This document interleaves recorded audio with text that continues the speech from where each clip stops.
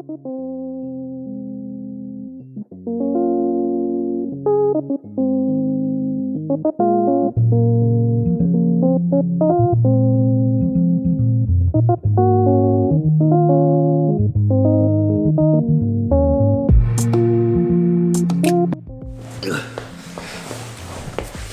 shoot.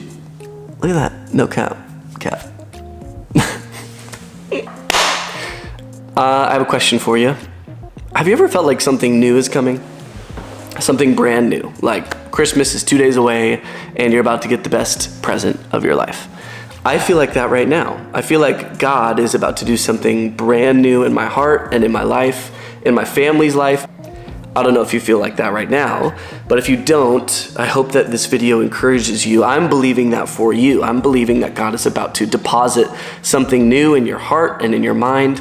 And I want to encourage you with some thoughts on how I think God creates new things and how he's going to bring that new thing in your life. Are you ready for camping? Are you ready to go camping? It's going to be so fun. You want to go camping? What do you think? You say yes, yes, yes. All right, it's time for a good old-fashioned Goodell family Christmas. It's time for a road trip. We're going camping. It's gonna be great. Join us.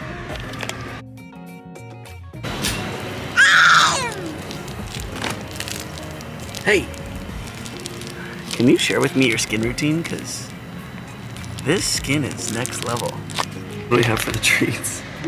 What are the treats? This is what baby girl wants. What are they? All she wants are gummy watermelons.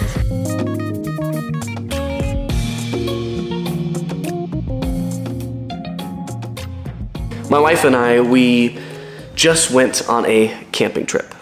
I love camping, I love vacation for a lot of reasons. One, you get out of the regular routine of life. You get in some clean, fresh air. You get a nice tan, some good food. You get to spend time with family.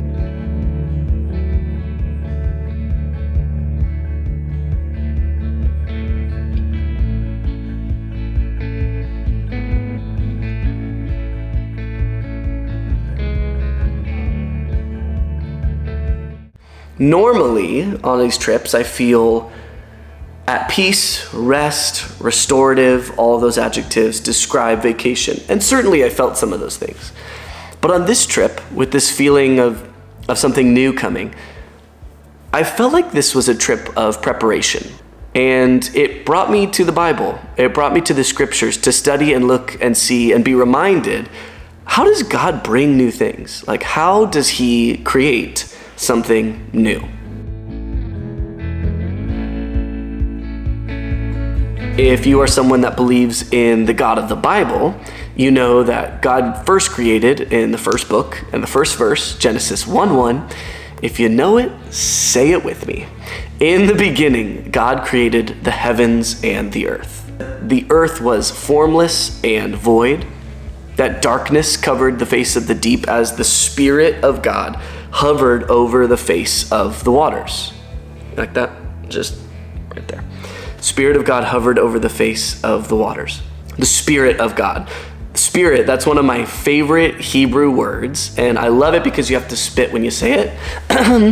Ruach. Ruach. It's like Ruach. Presence of God, Spirit of God. The breath of God hovered over the face of the water. This imagery is so beautiful. It's so sick. I wish that we wrote like this more. The authors are so intentional with the way that this prose and almost poetic language opens up the creation narrative.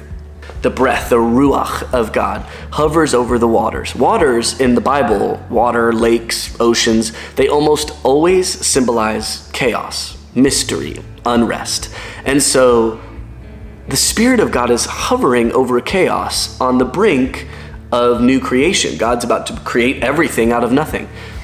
This first step is super encouraging for us, that if you have felt chaos, certainly in the last 2 years, but Chaos maybe today, this week, fear, worry. This chaos, God is not absent from it. He is very present. He is close. He is hovering over that chaos, ready to bring something new.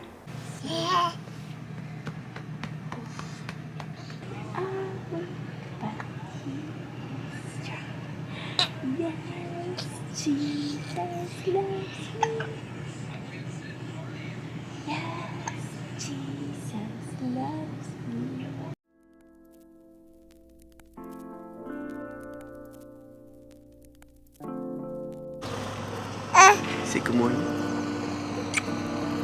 Say good morning.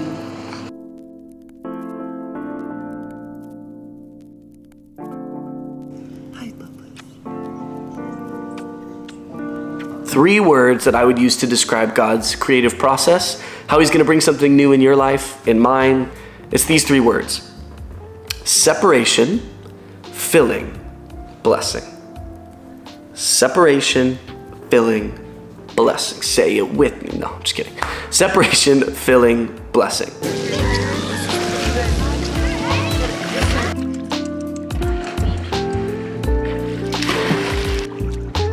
Hello. Hi, Dada. Hi, Dada. I want to break this down because I think it's super important.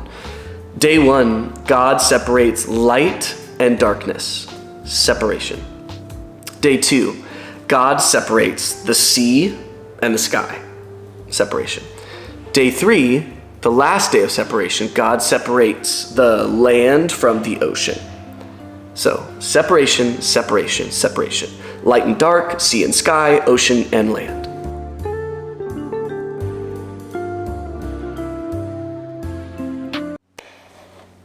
Now this is the part where the Bible nerd in me gets very excited. We've had 3 days of separation. Now comes the second track in God's mixtape, filling. Day 1 was a separation of light and dark, and now catch this. God is now going to fill, and he's not only going to bring filling to that day 1 separation, but he's going to fill it intentionally with everything that was meant to be there. God always fills the separation intentionally. That's a bar. Light and dark are separated, and then God fills with sun, moon, and stars. The sky and the seas below are separated, and God fills with birds in the air and fish in the sea. And then that last day, God separated the ocean and the land, and then he gives sea creatures, and then he also gives humans and animals on the land. He fills them. There's a filling to all of the separation that happens. That's beautiful. That's beautiful for us to think about when God is bringing something new in our lives. Has had a couple of good looks on target so far in this game. Wonderful little chip. And now just getting on top of it. I think he brings it down on his goal. All you have to do. What a wonderful delivery.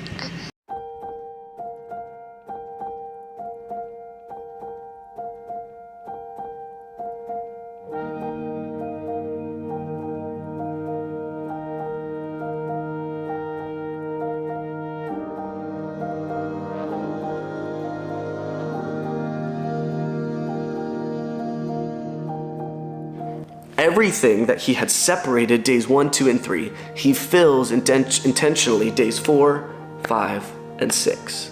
Whew. That's tight. And then the last step, separation, filling, blessing. Day 7, a day of rest, a day that God said, this new thing is so good. It is very good, and I am blessing it. The blessing comes after intentional separation, and intentional filling comes intentional, God-spoken blessing. That's the way that God creates. That's the way that God brings new things.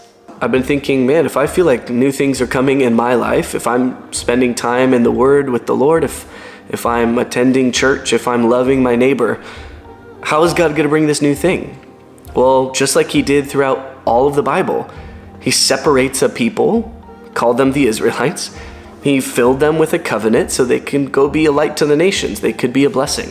In the New Testament, when Jesus pieces out and the disciples are left wondering, well, what do we do now?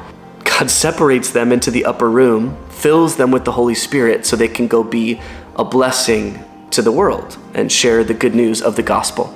I believe that in my life, when there are new things coming, and I believe this is happening now, God is separating me in certain areas of life. Maybe that's separation from weekly ruts and routines. Maybe that's separation from certain friendships or certain technological mediums that will distract me throughout the week.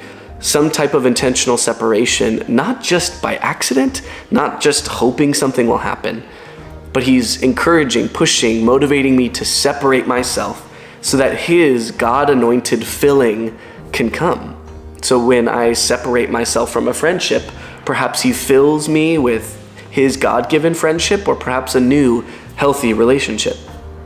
Perhaps if he is separating me from a weekly rut that is just causing me to stumble over and over, he is about to fill me with a new practice and way of life for the week that's going to make me a better human being and someone who loves my neighbor better.